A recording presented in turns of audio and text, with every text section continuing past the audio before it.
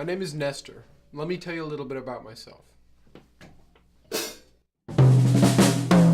started playing drums with the drum line, and I wanted to play a drum set because there were so many different pieces to it physically, and therefore so many different sounds. So you could create all kinds of musical textures. And the kind of drumming that really attracted me was jazz drumming because it was subtle, you know? It was kind of behind the scenes, but then it could be explosive. Playing jazz can be a very spiritual experience. And if you don't like that word, you could also call it a spontaneous experience. I do have sort of a character on the drum set because I have themes, you know, in my mind. I'll take a very simple, rudimentary lick, like a, you know, paradiddle diddle, and then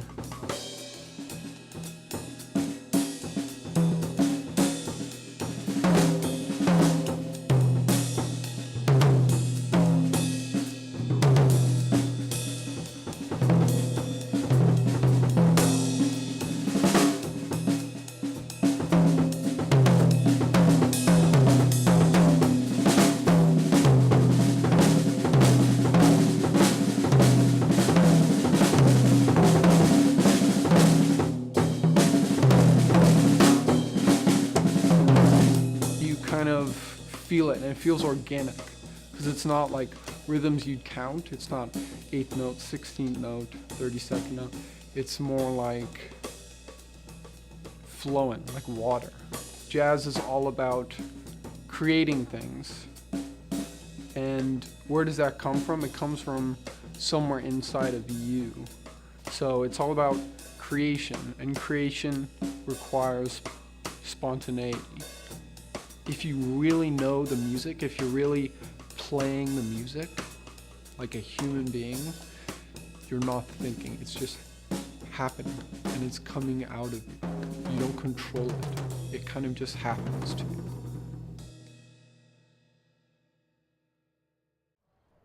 Sildi, bondi, sildi, bondi, sildi, bondi, sildi, bondi.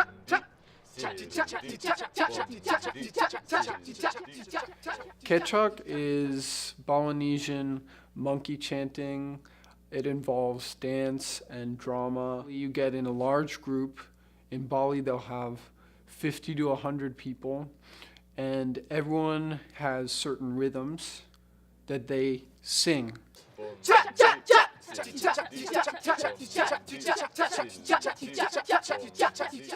It's a huge communal, really phenomenal event where there's so many different people who are contributing.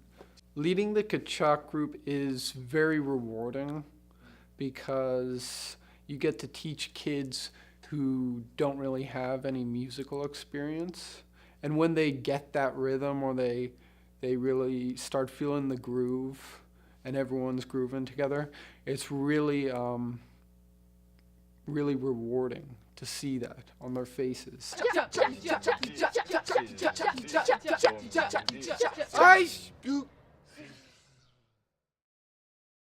Religion, spirituality, philosophy. People want to get somewhere else. They want to have a revolution, enlightenment, and that is psychology.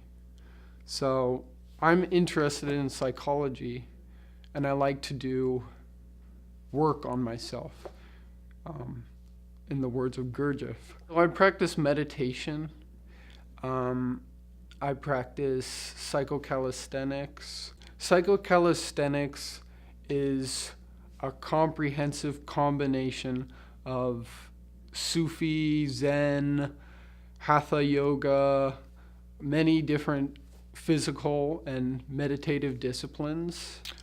I wake up at 5:45 in the morning because I have jazz band at 7, and I practice the same routine, the same psychocalisthenic routine every morning, in which involves different hatha yoga moves, different moves from regular calisthenics.